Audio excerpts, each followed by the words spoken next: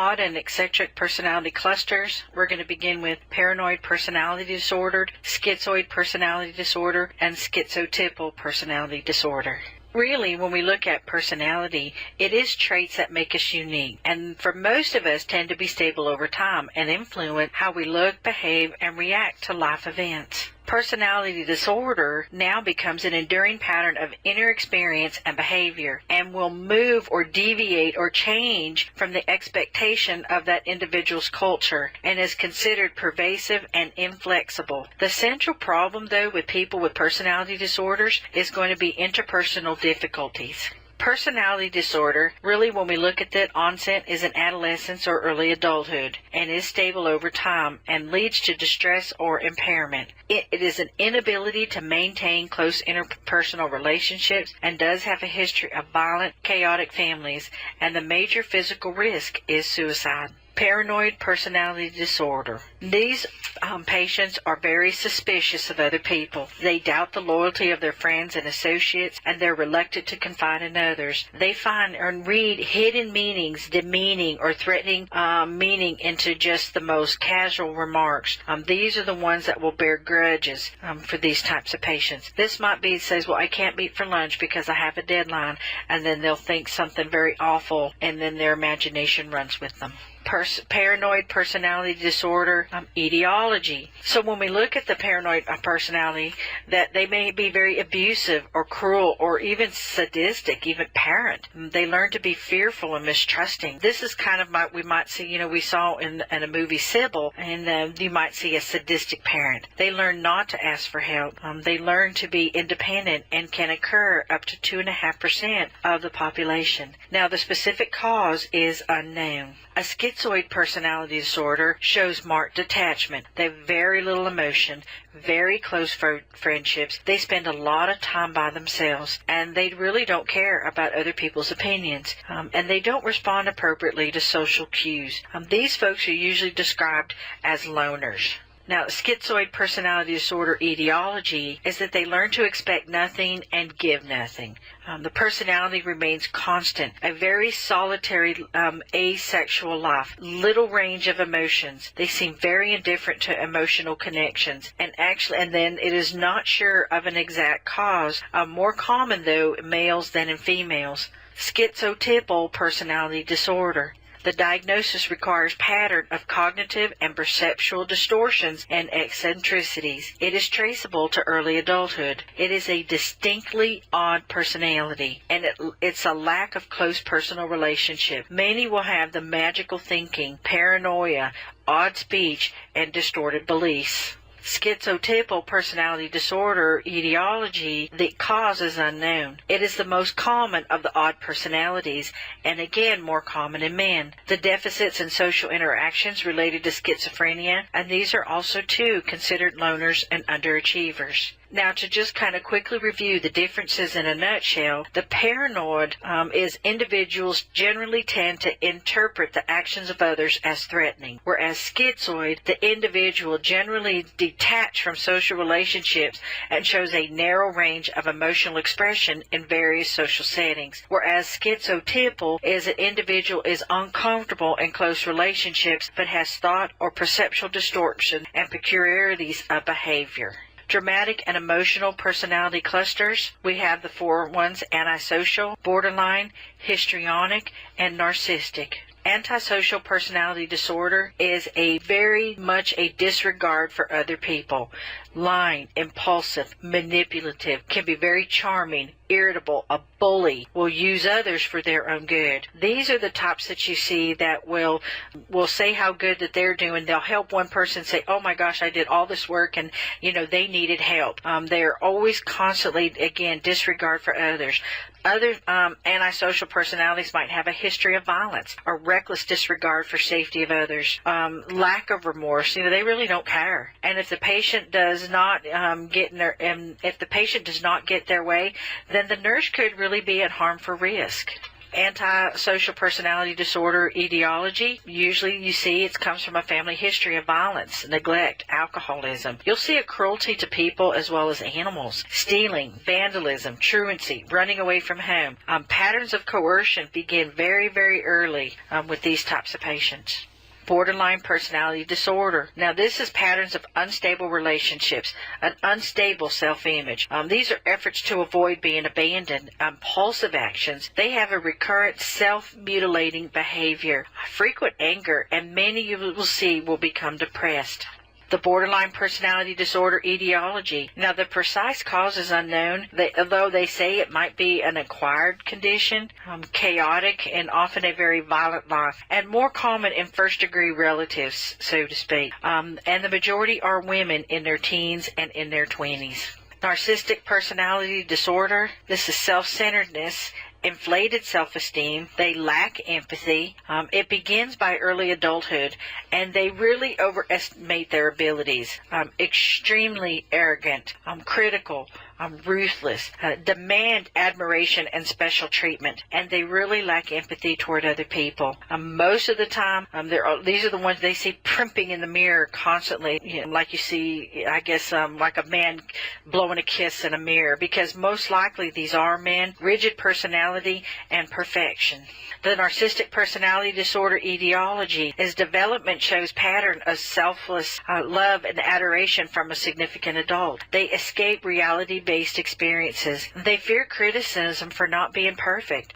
For the most part, they just have this grandiose, they just think more than themselves than they actually are. This huge sense of self-importance. Many will fantasize revenge against anyone who doesn't lift them up or make them feel important. It is the least prevalent, though, of all the disorders, and they overestimate, again, their abilities. Inflated self-esteem, sense of entitlement, huge egos. Exact cause, though, really is unknown. The histrionic personality disorder. Now, these folks must be the center of attention. They will use physical appearance to draw attention to self, responds to dramatical manner, big emotional mood swings, very, very emotional, and really is dramatic and shallow. Again, must be that center of the attention. The histrionic personality disorder etiology, they were raised with the emphasis on good looks and the ability to entertain others. There's a higher prevalence among women. Now remember, narcissistic you see more prevalent in men. Histrionic personality is more prevalent among women, although men need to be that center of attention if they do have a histrionic personality. Women will seek power and domination over other people. Specific cause is unknown. Histrionic personality disorder will be much more of a seductive type behavior, that they have problems with the inability to form close interpersonal relationships. There is rapid shifts in feelings towards other people. 1 minute they're happy with them, next minute they're angry, next minute they're happy. Rapid shifts going back and forth. Now, it is similar to borderline personality disorder, but in histrionic personality disorder, you need to set and communicate realistic limits regarding availability and abilities to increase frustration tolerance. Now, one of the things, too, real quick, is to look at the difference between antisocial, borderline, histrionic, and then the narcissistic. For the antisocial, the individual will show, again, that pervasive disregard for and violation and rights of others. Borderline, the individual show a generalized pattern of instability in interpersonal relationships, self-image, and observable emotions and significant impulsiveness. Histrionic, they'll display excessive emotion and attention-seeking in various ways. They tend to overreact to other people and often perceived as shallow and self-centered. But now narcissistic has a grandiose view of themselves and a need for admiration and a lack of empathy that begins by early adulthood and is present in various situations. These individuals are very demanding in their relationships. Anxiety and fear-based personality clusters, avoidant personality disorder, dependent personality disorders, obsessive-compulsive personality disorders, and then passive-aggressive or negativistic personality disorders.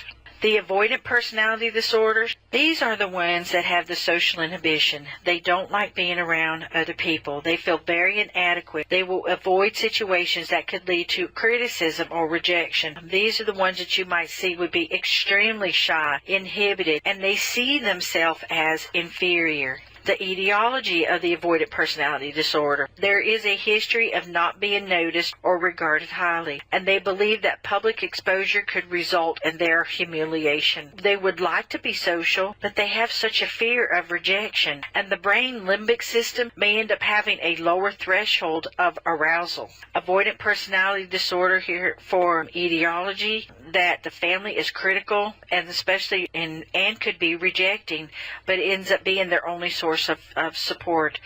It is equally common, you would see, in males and in females. These are the folks you might want to monitor for signs of dependency, medications to treat anxiety and depression. Dependent personality disorder needs to be taken care of. They are clinging and submissive. They fear the unknown. They have trouble making decisions. They have trouble disagreeing with others. They are unable to function on their own, and they will do whatever someone else wants because they want someone to be able to take care of them. They will do whatever it takes. The etiology of dependent personality disorder, it may be a result of too much nurturing, overwhelming parental control, and you see this more common in females. One of the most frequent reported personality disorders is dependent personality. They may develop an Axis 1, a somatoform disorder, so keep that in mind for your care plans, and they use illnesses for support and attention. Obsessive-compulsive personality disorder. They are preoccupied with order, cleanliness, control, or perfectionism. They have to maintain control. Now, they are loyal to work when they are able to work, and so many of them do lose their jobs, though. They avoid leisure or pleasurable pursuits, are very inflexible, and have a tendency to hoard money. The etiology of the obsessive-compulsive personality disorder is that the childhood emphasis was on perfection and attention to rules, and so since that was the emphasis, there was little personal warmth in the home. They rarely received praise, and so the treatment would include like psychotherapy or possible medication. When you look at someone with obsessive-compulsive disorder, they wouldn't be able to throw away old clothes or worthless objects.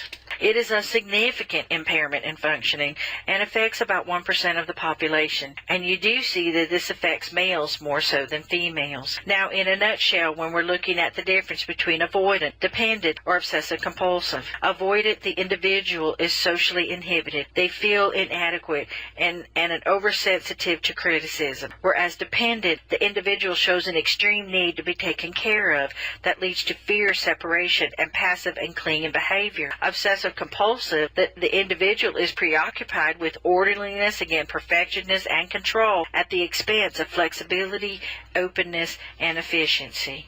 The nursing perspective, most nurses will encounter some kind of a personality disorder. You will experience it in peds, with a family, you'll experience it at OB and med-surg, and may have a difficulty establishing a nurse-client relationship. It isn't just in a psych setting. These types of patients are extremely difficult to work with, especially as a patient, but even more so if it ends up being a coworker. The teams need to support each other. Sometimes it must mean you have to be unemotional but supportive approach. Assessment. Observe the client's behavior. History is so important because a history can be augmented by other reports from family, the teachers, pastors. So when you look at your nursing diagnosis, many will including you might use ineffective coping, impaired social interaction, fear, anxiety, chronic low self-esteem, risk for violence. These are all ones that you might use for a nursing diagnosis. Planning and intervention, especially with these ones, you want to incorporate their personality traits when you do their nursing activities, but you have to set clear boundaries. Be professional, supportive, and non-judgmental. Expect them to try to manipulate the behavior. Expect them to try to get more from the certain ground rules. Well, this doesn't apply to me. I want to be able to do it this way. Well, no, that's everyone else. You have to do this separate from me and that's what we look at when we try to say manipulative behavior. Provide structure and support. Use clear communications, and sometimes you just have to take a deep breath, and you have to have patience. And it would be long-term counseling and multiple medications. And then evaluation. It needs to be based on identified outcomes, and care will require time. Now, hypnotherapy really itself is not as effective as conversational skills training, social skills training, or even anger management.